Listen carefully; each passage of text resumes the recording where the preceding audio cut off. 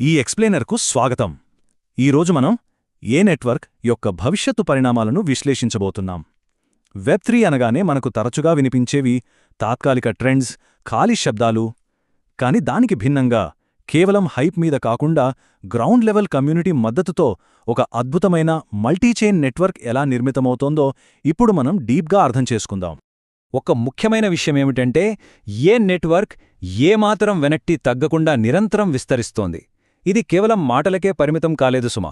ఒక పక్క మార్కెట్ పరిస్థితులు ఎలా ఉన్నా సరే, ప్రతిరోజూ కొత్త వ్యాలెట్ల సృష్టి, స్మార్ట్ కాంట్రాక్ట్ల డెవలప్మెంట్తో పర్యావరణీయ వ్యవస్థ బలంగా ముందుకెళ్తోంది.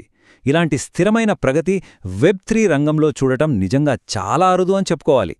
ఇకిప్పుడు రాబోతున్న ఒక కీలకమైన మార్పు గురించి మాట్లాడుకుందాం. అదే సరికొత్త ANX అప్డేట్.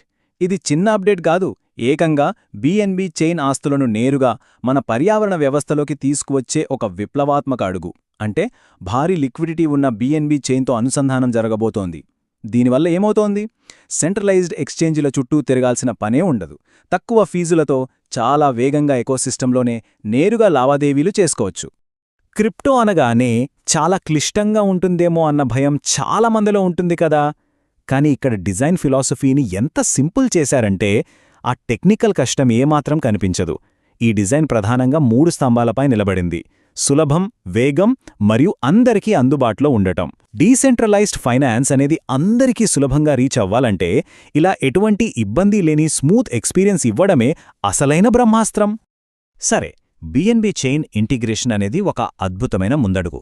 ఇది నెట్వర్కుకు కొత్త ఊపిరిపోసింది అనడంలో ఎలాంటి సందేహం లేదు. మరి తర్వాతేంటి?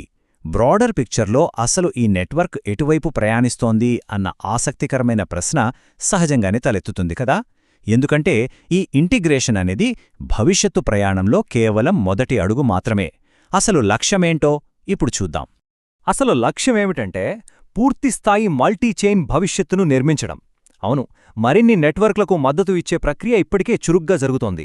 ప్రస్తుతం మనం గమనిస్తే ఎథీరియం, సొలానా లాంటి వివిధ నెట్వర్క్ల మధ్య లిక్విడిటీ అంతా చెల్లాచెదురుగా ఉంది.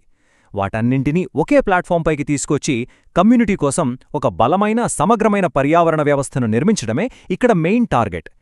ఇక్కడ మనం ఒక కీలకమైన వ్యత్యాసాన్ని గమనించాలి. క్రిప్టో పరిశ్రమలో తరచుగా కోట్లు ఖర్చుపెట్టి ఆర్టిఫిషియల్గా హైప్ క్రియేట్ చేస్తుంటారు. కాని నెట్వర్క్ దారి వేరు. ఖాళీ శబ్దాల వెనుక పరిగెత్తకుండా వాస్తవమైన మరియు స్థిరమైన మౌలిక సదుపాయాలను నిర్మించడంపైనే వీరి పూర్తి దృష్టి ఉంది. మార్కెట్ ఒడిదుడుకులను తట్టుకొని బేర్ మార్కెట్లలో సైతం నిలబడేది ఇలాంటి స్ట్రాంగ్ ఫౌండేషన్స్ మాత్రమే. మరి ఇంత బలమైన మౌలిక సదుపాయాల వెనకున్న అసలైన పవరేంటో తెలుసా? ఇది ఏ కార్పొరేట్ ఫండ్స్తోనూ నడుస్తున్నది కాదు. అంకితభావంతో పనిచేసే మైనర్లు, దీర్ఘకాలికంగా మద్దతిచ్చేవారు, అలాగే ప్రతిరోజూ ఈ సిస్టంపై నమ్మకంతో పనిచేసే యాక్టివ్ బిలీవర్స్, వీళ్లే ఈ ఎకోసిస్టంకు నిజమైన ప్రాణం. బయట మార్కెట్ ఎలా ఉన్నా తమ సొంత శ్రమను వెచ్చించి నిశ్శబ్దంగా ఈ నెట్వర్క్ను నిర్మిస్తున్నది వీళ్లే. ఈ పవర్ఫుల్ స్టేట్మెంట్ ఒకసారి గమనించండి. కమ్యూనిటీయే పునాది, నిర్వాహకులే ఈ నెట్వర్క్. ఎంత అద్భుతంగా ఉందో కదా. డీసెంట్రలైజేషన్ అంటే కేవలం టెక్నాలజీ కాదు, అది మనుషుల కలయిక అని ఇది బలంగా నొక్కి చెబుతోంది. వెనుక ఉండే నడిపించే కమ్యూనిటీ సభ్యులు, డెవలపర్లు లేకుండా బ్లాక్చైన్ అంటే కేవలం ప్రాణం లేని కోడ్ మాత్రమే. నెట్వర్క్ అంటేనే మనుషులు, ప్రతి ఒక్కరూ ఈ ప్రయాణంలో భాగస్వాములే. ఇక ముగింపుగా ఒక ఆలోచింపజేసే ప్రశ్న. ఒకే చైన్తో మొదలై నేడు అద్భుతమైన మల్టీచైన్ నెట్వర్క్గా రూపాంతరం చెందుతున్న ఈ ప్రయాణంలో రేపటి రోజున ఈ నిర్మాణకర్తలు ఇంకెంత కీలకమైన పాత్ర పోషిస్తారు? కేవలం క్రిప్టో రంగానికే కాకుండా మొత్తం డిజిటల్ ఆర్థిక వ్యవస్థకే వీరొక రోల్ మోడల్గా మారే అవకాశం ఉందా? భవిష్యత్తులో ఈ కమ్యూనిటీ సృష్టించబోయే తదుపరి అద్భుతం కోసం మనం వేచి చూద్దాం.